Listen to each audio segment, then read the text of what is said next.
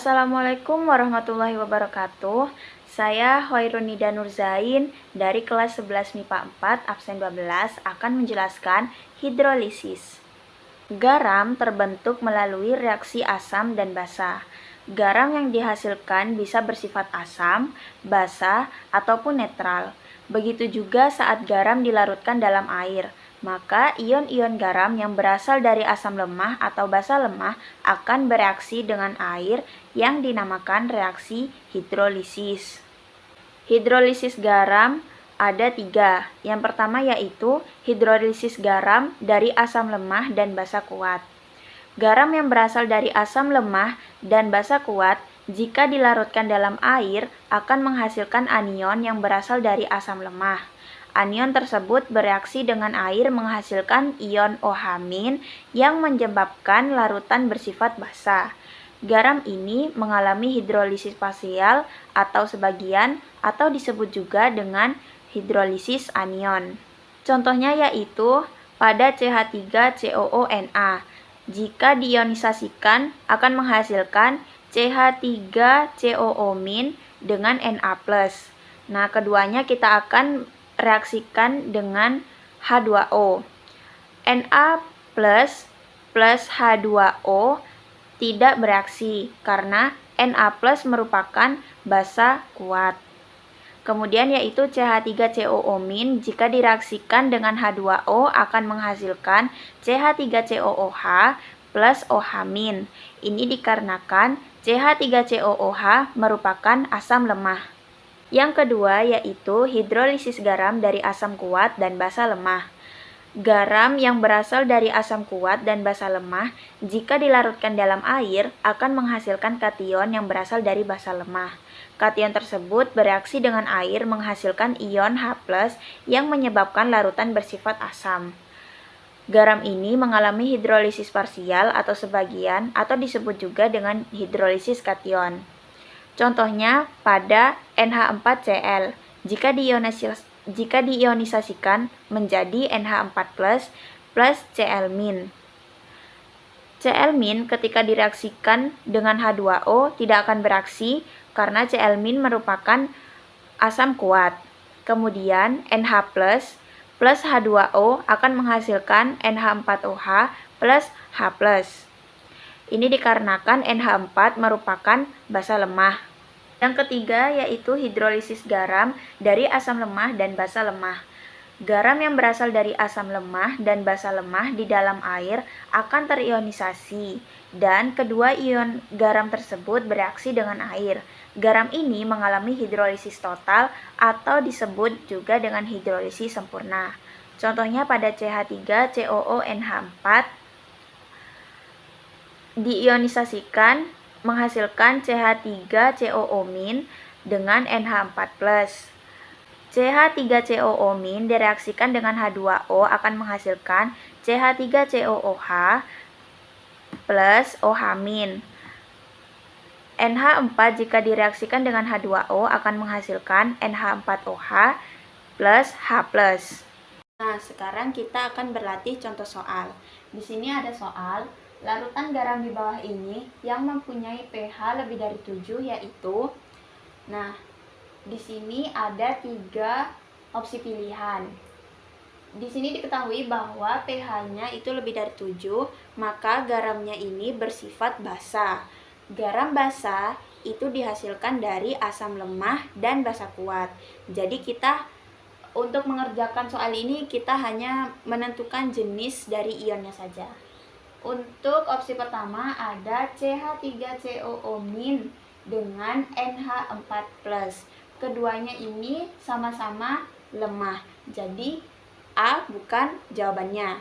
Kemudian opsi B yaitu NH4Cl. NH4+ merupakan basa lemah, Cl- merupakan asam kuat. Jadi jawabannya bukan opsi B. Opsi terakhir yaitu KCN, K+ dan Cn-. K+ ini merupakan basa kuat, Cn merupakan asam lemah. Jadi jawabannya adalah C. Selanjutnya yaitu menghitung pH larutan garam. Yang pertama, garam dari asam lemah dan basa kuat. Sebelum menentukan pH-nya, kita harus menentukan konsentrasi dari OH-nya dengan rumus akar KW dikali Mg per Ka, di mana KW merupakan tetapan ionisasi kesetimbangan air, Ka merupakan tetapan ionisasi asam lemah, dan M merupakan konsentrasi anion yang terhidrolisis. Yang kedua yaitu garam dari asam kuat dan basa lemah. Sebelumnya kita juga harus mencari konsentrasi dari H+-nya dulu dengan rumus KW dikali Mg per Kb, di mana KW merupakan tetapan ionisasi kesetimbangan air, Ka merupakan tetapan ionisasi basa lemah, dan M merupakan konsentrasi kation yang terhidrolisis. Yang ketiga yaitu garam dari asam lemah dan basa lemah. Sifat dari garam ini tergantung nilai Ka dan Kb-nya. Jika Ka lebih dari Kb, maka bersifat asam. Jika Ka kurang dari Kb, bersifat basa. Dan jika Ka sama dengan Kb, larutannya bersifat netral. Nah, sekarang kita akan belajar soal. Di sini ada soal, jika diketahui KaCH3COOH sama dengan 10⁻⁻⁵, maka pH larutan Ca CH3COO 2 kali 0,1 molar adalah. Nah, ini CaCH3COO 2 kali merupakan garam basa. Nah, jadi kita bisa menggunakan rumus konsentrasi OH-. Rumusnya yaitu akar KW per Ka dikali dengan konsentrasi garamnya dikali dengan X. X di sini merupakan valensi dari garamnya. Kita bisa langsung kerjakan. KW itu bernilai 10⁻⁻14. Ka di soal 10⁻⁵. Konsentrasi garamnya adalah 0,1. Kita bisa tulis 10⁻⁻1. Dan X-nya adalah, kita lihat di sini, yang merupakan garamnya adalah CH3COO 2 kali. Dan valensinya adalah 2. Jadi X-nya adalah 2. Ini dapat dihasilkan 10⁻⁻10 dikali 2.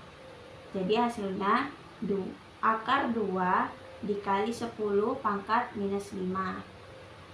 Setelah mengetahui konsentrasi OH-nya, sekarang kita bisa mencari pOH-nya lalu mencari pH-nya. pOH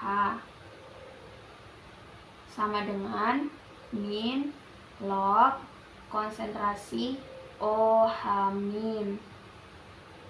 Bisa langsung dimasukkan min log konsentrasi OH-nya akar 2 10⁻⁻⁵.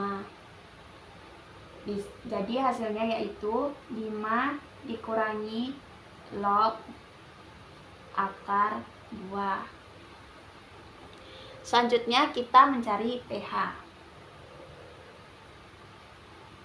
yaitu dengan 14 dikurangi pOH. Jadi 14 dikurangi 5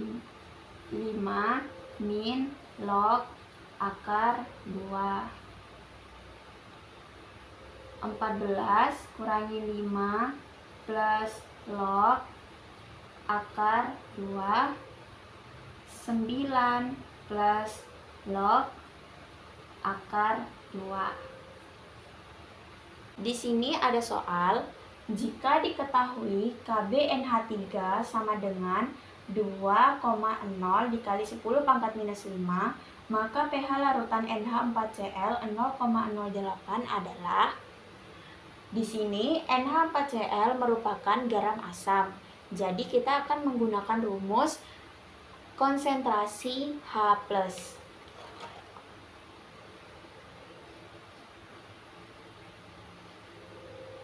yaitu akar KW per KB dikali konsentrasi garam dikali X, di mana X ini merupakan valensinya. Nah, ini bisa kita langsung kerjakan. KW itu bernilai 10 pangkat minus 14. KB yang tertera di soal yaitu 2 dikali 10 pangkat minus 5. Untuk konsentrasi garamnya yaitu 0,08, kita bisa tulis 8 kali 10 pangkat minus 2 dikali X-nya. Di sini, di garam ini yang merupakan garamnya yaitu adalah NH4. NH4 ini memiliki valensi 1, jadi X-nya adalah 1. Kita bisa langsung kerjakan. Ini dibagi dengan ini hasilnya 4. Ini dengan ini hasilnya 10 pangkat minus 16 per 10 pangkat minus 5.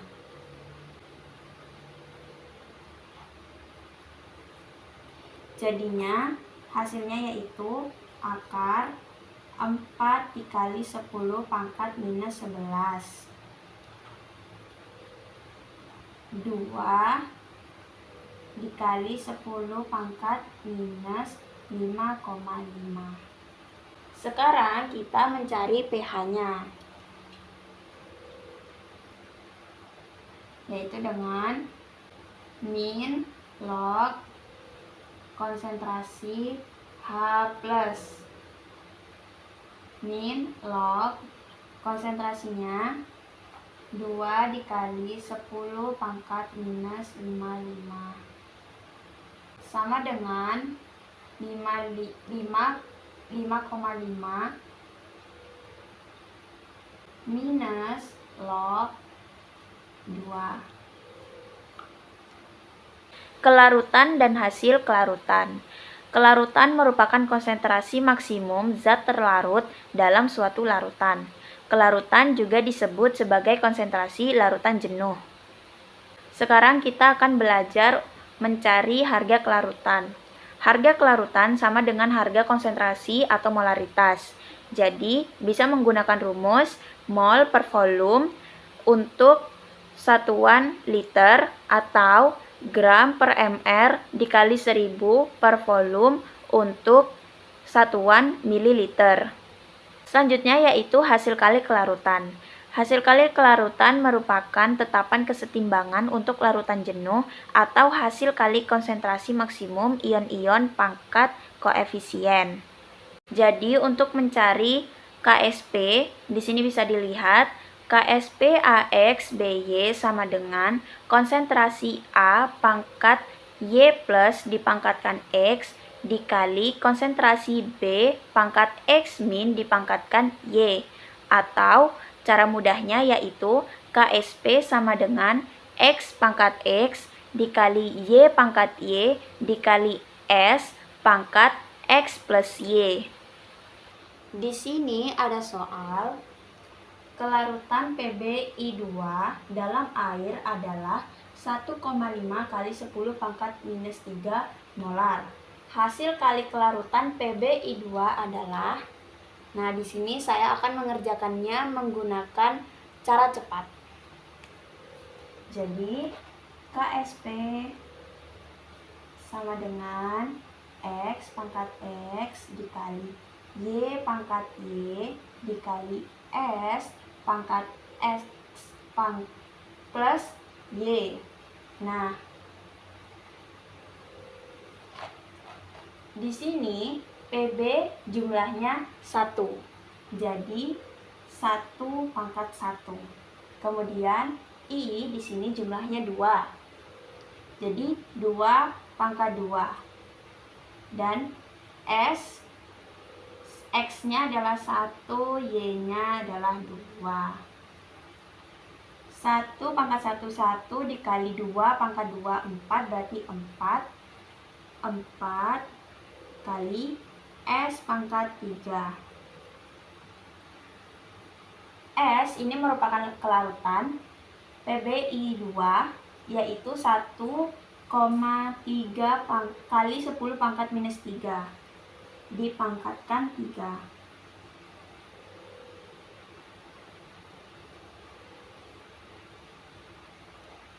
Maka